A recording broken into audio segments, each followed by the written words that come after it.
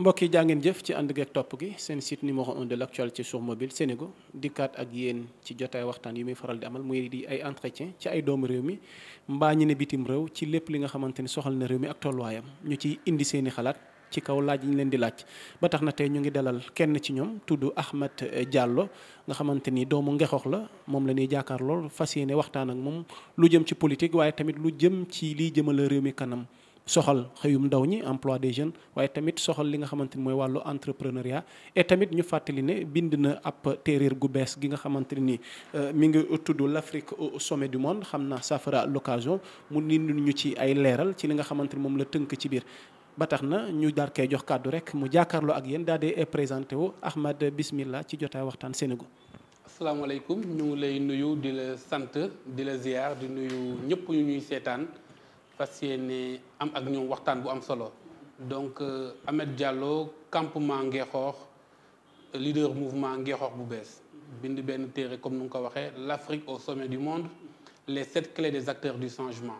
mu nekk livre boo xamante ne nu ma koy waxee livre ambition la maanaam avant tout fàttali ne ñun dañu am ambition ne Afrique war na mën a nekk au sommet du monde et puis mu nekk droit mu nekk loo xamante ne kenn warul xalaat ni utopie la lu mën nekk la gëm-gëm googu suñ ko amee ba pare lu ne mën na am dans 20 ans dans 1000 ans dans 50 ans àpp bu muy amee nekkul loolu moo am solo l'essentiel moo ñu gëm ne mën na nekk et puis ñu liggéey jëm si loolu maintenant livre bi nag day détaillé si biir suñ si duggee di nga gis comment on peut faire pour y arriver te loolu nag ñu ngi ko basé si nit ñi moo tax ñu naan les acteurs du changement parce que le changement souvent on l'attend de l'organisation ou bien on l'attend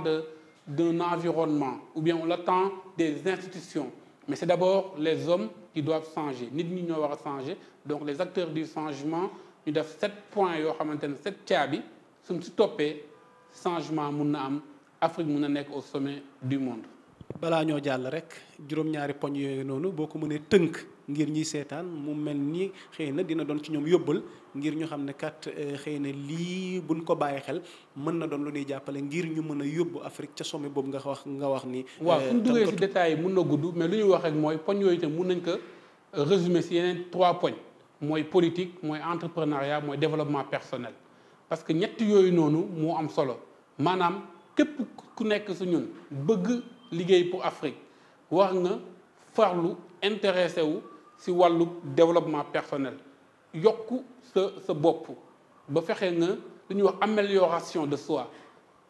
gën a mën gën a am xam-xam gën a am compétence gën a am pexe gën a maîtriser sa bopp développement personnel ensuite mooy entrepreneuriat mooy création de richesse créer koom-koom fexe ba dëkk bu nga nekk fexe ba Afrique fexe ba yow ci sa bopp lépp lu jëm ci koom-koom lépp lu jëm ci loolu nga participer ci indi koom-koom ci dëkk bi beneen bi moo di politique mooy dëkk bi nu muy doxee loo xamante ne ñoo ko bokk nan lañ koy doxalee donc nag ci livre bi dañ ci wax politique am na solo mais nekkul lu ëpp solo ci ab dëkk lu ëpp solo comme ni ñu ko waxee développement personnel la ensuite création de richesse lu ci topp nag moo di politique mu am solo lool mais nekkul lu ëpp solo. donc ci politique boobu nga daanale moom la ñuy yeggalee maanaam yeneen tomb waxtaan wi ma dugg ci wàllu Ngexox ndax tamit homme politique nga ca Ngexox te taxawal nga mouvement boo xamante ni vous n'êtes affilié à aucun parti politique ci say leeral mais mouvement bi ngi tudd Ngexox bu bees alors lan moo màggee Ngexox ba tey Ahmed Diallo xëy bëgg a yeesal maanaam dëkkam Ngexox lan mooy état des lieux foofu waaw Ngexox bu bees comme ni ñu ko waxee ci Afrique rek ambition la maanaam nit ñi ñun dañu am droit dëkk fu bees dëkk fu yees dëkk fu baax donc suñu nee Ngexox bu bees day nekk fàttali parce que des fois da ngay nekk fenn situation bi doy waar maire bu fa nekk di def lu ko neex dëkk bi ñu bàyyi mbali diñ ko gérer dëkk bi am problème mu ndox mais da ngay dem ba da ngay tàmbu yooyu da ngay jàpp ne c'est normal que dëkk bi Sénégal dafa metti que nii rek la mën a demee mais dañu bëgg nit ñi xam ne loolu noonu yëpp du normal wax nañu am droit am ambition ne ñun dañu war a dëkk fu bees tout le temps moo tax ñu bëgg a xeex ak ndaw ñi ak jigéen ñi ak mag ñu nekk ci dëkk bi pour beesal Ngexox suñ ko beesalee ba Ngexox bees su commencé xomaat ñeneen jeune jël beesalaat donc c'est une philosophie c'est une façon de voir gis-gis la bu bees ci politique maanaam la politique doit intéresser l'ensemble de la population et en tout temps à chaque fois l'objectif c'est de vivre dans un endroit sain propre et boo xamante ne sell na foo xamante ne mu am évolution et puis à chaque fois ngay saytu beesaay bi su naree xomaat rek nga ñëwaat beesal donc loolu mooy Ngexoox bu bees Ngexoox nag malheureusement dañu ñàkk sens parce que Ngexoox en 1972 bu ñuy tànn daf planification Sénégal commencé décentraliser Ngexoox lañ njëkk a tànn ak Thionck Essyl pour mu nekk ay arrondissement pour ñu tester décentralisation malheureusement dafa am échec parce que lépp lu ñu doon xaar ci Ngexoox aujourd'hui amu fa commune yu ko wóoroon yëpp xam nga ci Ngexoox lañ bokkoon au début bu muy nekk arrondissement yooyu yëpp am nañ nekk nañ ay communes léegi dañoo gën a avancé Ngexoox donc loolu lu ko waral maanaam dañu am ay njiit yoo xamante ne jëluñu woon ambition bi ku fa nekk actuellement muy Pape Songa Diouf di maire bi xam nga souvent nit dañ la dénk parce que am nga loo wane balaa ñu lay fal mais suñu la falee dañuy xam ne mënoo te lu ngay doxal du yóbbu Ngexoox fenn donc loolu moo ñu dal Ngexoox ku ñu dénk Ngexoox tey moom dafa jàpp ne dénk la dëkk nekkul gérer dëkk saa yi su xëyee mu ngi dox ci leneen mairie ba du fa nekk parce que fan yi chaque jour ñu ngi koy yónnee benn huissier bi di fa dem mais du ko fa fekk. huissier de justice parce que on a demandé que moom gérer na mairie bi de 2014 à maintenant on veut les documents de gestion lépp lu mu fa def muy délibération bépp arrêté bu mu jël bépp budget bu ñu fa voté bépp compte administratif boo xamante ne am na fa ñun population bi man en tant que citoyen de Ngexoox dama dem bind lettre demandé ko ça fait depuis 5 mois joxewu ko ñu dem mairie ba fekk ko fa pour ñu laaj ko documents yi fekk ñu ko fa donc bugg ko joxe donc yónnee ko huissier parce que citoyen moo la dénk nee la dañ laa dénk dëkk bi saytul ñu suñu mbir donc yow waroo sax xaar ñu ne la lu ñu la dénk noo ko doxalee yaa waroon ñëw nee na ah yéen kat lu ngeen ma dénkoon boobu ba léegi nii laa ko doxalee këyit yaa ngi noonu xool leen mais ñu koy laajte muy bañ di daw ci dëkk bi huissier bi di ko wër ci dëkk bi mënu ko gis mais incha allah dañ ci am détermination dina joxe documents yi dinañ ko saytu wax population yi lan moo ci ne fekkee lu baax la ñu ne ko félicitation fekkee lu bon la ñu lijjanti ko ak moom rek fexe ba lu mu tooñee population yi aussi mu fay ko population yi donc loolu noonu moo am Ngexoox beneen problème bu gën a doy waar Ngexoox mooy problème mu ndox bi parce que da ngay gis loo xamante ne mooy wane incompétence ku ñu fal bu ñu lay fal 2014. xamoon nga ne est-ce que am na budget bu doy ngir mën a assurer tey jii nii seen bëgg-bëgg yooyu noonu mu mën a combler tey jii nii gap bi nga xamante ni moom. xam nga soo waxee loolu sax loolu mu nga ko waxal président Macky Sall mu nga ko waxal président France mu nga ko waxal président États-Unis budget bu doy moom àdduna dara doy mais loo am ngay doxal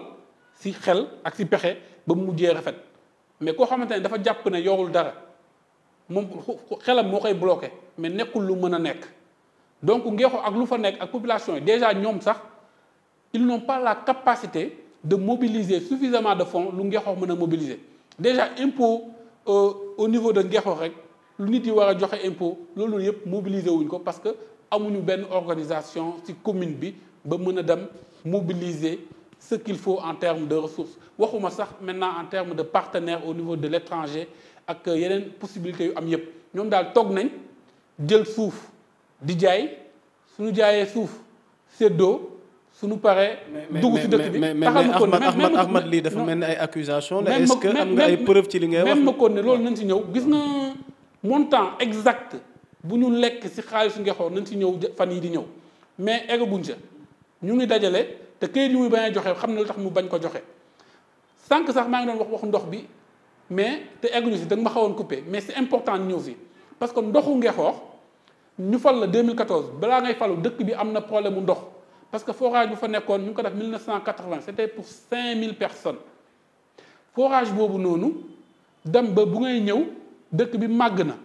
2014 nga xam ne problème ndox am na nga war ko lijjanti war a jël ci budget bi war a fexe ba subventionner AGIFOR mooy l'association des usagers du forage ñoom ñooy doxal forage bi chaque mois ay millions di dugg population yi di ko fay xaalis boobu ñu war ci fay seen salarié seen technicien fay si courant jënd si ay groupe am réserve pour renforcer capacité forage bi loolu noonu yëpp defuñu ko structure boobu di Asifor nekk di détourner xaalisu Ngexoox ba mënatuñu sax fay courant mënatuñu fay pompe yu baax ba Ngexoox dëkk si ñàkkum ndox loolu jeunesse bi jóg di ko xeex ak benn mouvement bu ñu benn collectif bu ñu mettre en place muy saytu Ngexoox donc ñu bokk si ñu ko initier aussi ne dañuy bëgg ñu auditer Asifor parce que Asifor moo waroon doxal ndox bi en attendant forage bu bees bi di ñëw parce que daa am forage bu bees bu ñëw boo xamante ne banque mondiale moo ko financé mais le maire depuis le début day naan lii kat président moom may forage baa ngi ñëw donc loolu tax ne ba moom talatul sax forage bu njëkk ba donc dernièrement bu ñu defee pression ba Ngexoox fu mu toll nii am nañu boru courant plus de 100 millions parce que Sen'Eau bu ñuy ñëw dañu gaawanti tëj Asifor bi parce que bëgguñu ñu def audit bi bu ñu ko tëjee kenn fayatul ndox depuis maintenant 5 mois ou plus donc courant bi mu ngi forage bi mu ngi tourné courant bi mu ngi dem population yi fayatul ndox loolu yooyu ñëpp ñàkk mën a gérer moo ko indi. maintenant actuellement la situation s'aggrave ndox bi di gën a manqué et à chaque fois on nous dit forage bi bees bi dina ibbeeku te forage bees bi ma waxaat ko fii nekkul président moo ko may maire.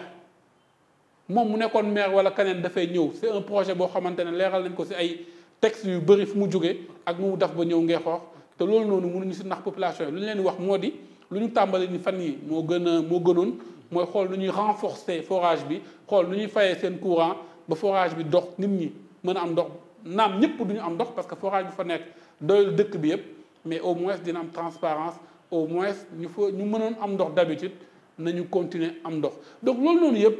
ay exemple la si wane incompétence ñu fa nekk gis nga yemul si foofu soo demee Ngexoox mbalit gi doy na waar. environnement kenn géré wu ko maanaam côté environnement mais mbalit gi kenn yóbbatu ko yow depuis 2014 benn oto boo xamante ne moo fa nekk kenn xamul lan la genre tracteur la mënul sax jël plus de 10 maisons te du fees te su jaaree balaa muy jaaraat ay mois nit ñi di xool ay mbalit xamuñu fu ñu koy def mbalit sonal leen si kër gi te loolu. nit ki nekk ci dëkk bi di gérer daa mel ni moom loolu nekkul lu mu war a gérer maanaam dëkk bi lépp lu ñu ci war a gérer te mairie war ko gérer wuñ ko comme ni ma ko waxee lenn moo leen intéressé dem ci xew yi di def politique tout le temps jël suuf si di ko jaay bu ko defee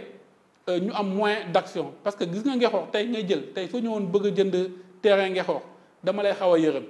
parce que di nga ñëw jël sa terrain jënd ko dem mairie fay 200 000 pour ñu defal la mutation bi dina fa def 1 an wala 2 ans parce que duñ ko doxal xam nga tax duñ ko doxal xaalis suuf boobu noonu la ñu yaakaar parce que mairie saa yu defee lotissement da si am benn lot de terrain yooyu ñoom seen terrain yooyu vite fait ñu defal ko ay kayit jaay ko maintenant keneen su ñëwee joxe mutation xaalis boobu dañ koy utiliser duñ ko yóbbu trésor bu ko defee yow sa këyit ñu téye ko foofu pendant 1 an pour amaat xaalis pour mën a mottali lu nga dugal te alors que yeneen dëkk yi yu nekk autour lu si mel ni Malicounda ñooñu seen maire en 2 semaines 1 mois maximum nga jot sa këyit te duñu laal xaalis bi trésor ngay dem fay ñu jox la quitus fiscal nga ñëw jox ko mairie bi ñu defal la sa këyitu kër nga dem sa yoon alors que Ngexoox maintenant am na benn jour sax raconté nañ ma fa lu doy waar benn waaye sama benn xarit nee na dafa ñëw di def mutation 200 000 la yor en espèces mu ñëw jox ko maire bi sama ndooram bu ngand mu jël dugal ci poche am balaa muy génn am na benn femme bu ñëw di wax maire bi soxla maire bi rocc ci 15 000 jox ko comme si xaalisu dëkk bi xaalisam la xam nga dañ la dénk dëkk nga jàpp ne dëkk bi xaw ma da nga jàpp ne sa papa moo ko moom xaw ma say toolu papa la nga dagg di jaay soo jaayee dugal sa poche di joxe. en tout cas révélation yi kéemaan na point yi dañuy xaw a kii parce que dañu war a jàll ci yeneen point kon ma bàyyi la nga damay eggali foofu gis nga Ngexoox lu fa xew dafa doy waar gis nga président de la république sax laay woo ak IG ak corps de contrôle yi nañ ñëw saytu lu xew Ngexoox parce que république bi lañ fa ébranlé respecté wuñu loi respecté wuñu fa dara loo xamante ne yoon moo ko wax dañu dénk koo xamante ne malheureusement nekkul sax dañ ko koy xasee xam nga koo xamante ne moo tax jàng dafa am solo fekkee yow amoo sax passé woo CM2 ñu dénk la nit yi yaakaar ne jàmbaar nga bëgg nga dëkk bi nga ñëw jël loi fule ko au pied respecté woo dara moo di maanaam même nit ñi sax suñ ko mënoon muñ mais pour respect bu ñu am ci république bi pour respect bu ñu am ci loi yi ñëpp dañ ko war a xeex rawatina président de la république rawatina ñu yor yoon ci dëkk bi nañ ñëw xool lu xew Ngexoox parce que lu fa xew doy na waar. ok donc ñu jàll ci beneen point ndax li nu desee ci waxtu wi bëreetul tey jii nii wàllu emploi des jeunes ak Ngexoox peut-être tu es jeune ndax indi nga benn initiative indi nga xalaat ngir yeesal dëkk ba waaye en attendant fi mu ne nii lii saafaru ndax i tamit xam nga ni mandat maire yi jeex na mais fi mu ne nii élection locale dañ ko nar a pousse kon fi mu ne nii dañ leen fi bàyyi ba ci kanam. léegi loolu gannaaw maanaam tey jii ne régléegul en attendant tey lan ngeen proposé ngir jéem a xool nag ngeen di maanaam sooxee bu fekkee li nga ma expliqué moom moo am ca dëkk ba balaa nuy àgg ca situation maire yi tey. xam nga man souvent lu may wax ñun yemuñu ci opposé di critiquer dañuy teg ay actes loolu mooy particularité Ngexoox bu bees parce que dañu ne c'est une plateforme politique et de développement développement bi dañ koy doxee comme une association de développement qui pose des actes actes yu ñu posé Ngexoox bëri na population yi ñu ngi ciy teg seen bët parce que ñun loolu lañ gëm maire bi sax souvent fin d'année su jotee ba ma def benn vidéo expliquer lu ñu def ak Ngexoox bu bees comme association fin d'année nu muy defee bilan am di wax lii lañ def ñun dañ koy def dama ko naan ñun lu ñu def dëkk bi sax moom maire bi defu ko fa parce que ci éducation bi jëf nañ ci santé bi jëf nañ ci affaire u mbalit bi jëf nañ ci fànn boo dem ñu ngi fay liggéey di poser des actes yoo xamante ne am na solo parce que du ñu xaar aussi ba ñu fal ñu ne dañuy liggéey léegi la ñuy liggéey ak lu ñu mën ak suñu kattan ak suñuy pexe ba Ngexoox su ma la déggee daal tey jii nii da nga pare ngir maanaam téye Ngexoox sa loxo. gis nga Ngexoox ñu jox ñu ko suñu loxo ñàkk ñu ko jox nañ liggéey Ngexoox ñun on se considère comme ñoo xamante ne ñoom lañ dénk Ngexoox di ko liggéey parce que yàlla lu mu ñuy may ci xéewal ñu ngi koy def ci Ngexoox xaaruñu Ngexoox dénkuñu maintenant nag suñu joxee alors lu ñëpp bokk nit ñi xam ne nag dénk nañ ñu mën a liggéey ndaxte nañu liggéey Ngexoox ba waa Ngexoox kontaan. ñu jeexalee situation réew mi ndax ku ne xam na ni guddi yi nu génn crise amoon na fi waaye crise bi boo xoolee li ci ëpp ci ñi génn ay ndaw lañ ndax am na ci ñoo xam ne sax ñàkk nañ ci seen bakkan ñu ngi jaale seen i njaboot de passage tey ngay bindkat di xalaat di gëstu ci wàllu entrepreneuriat ci wàllu emploi des jeunes ak ci liy jëmale réew mi kanam rawatina Afrique noo xalaatee ni kat tey jii nii ay xalaat wala ay initiative yoo xam ne tey xëy na bu nu ko tegee dina doon luy saafara guddi yi nga xamante ni Sénégal toll na ci te doy na waar. waaw xam nga ndaw ñi ñoo moom dëkk bi ndaxte ñoo fi ëpp parce que démocratie lañ nekk donc kenn du werante jeunes yi ils sont majoritaires maintenant boolewuñ leen ci dëkk bi nu muy doxee donc ñoom avant tout ndaw ñi nañ jël seen décision ne ñoom ils seront aux responsabilités pour gérer leurs problèmes gis nga mag ñi waxuñu leen ñu dem toog ku nekk ak sa rôle ndaw ñi mën nañ jëf parce que ñoo xam yenn problème la ñuy sàkkonteel mag ñi ku si mel ni Moustapha Niasse xam nga kenn terewu ko mu jëf mais am na expérience am na xam-xam mais na toog di joxe conseil ka moo ko tere joxe conseil donc ku nekk sa rôle mag ñi nañ joxe conseil seen expérience lu ñu dund bàyyi ndaw ñi jëf ndaw ñi régler problème bi maintenant comme que ñoom fas yéene wuñ jox ndaw ñi nañ jóg responsabilisé wu takk seen fit xëccoo ko ak ñoom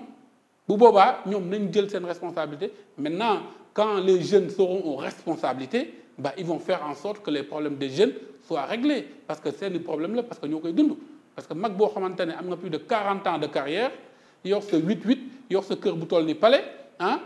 di jaar foo xamante ne doo gis problème yow ku la ne ndaw ñi am nañ problème doo ko yëg maintenant les jeunes qui vivent ces difficultés au quotidien di ko dund ak seeni xarit ak seeni mbokk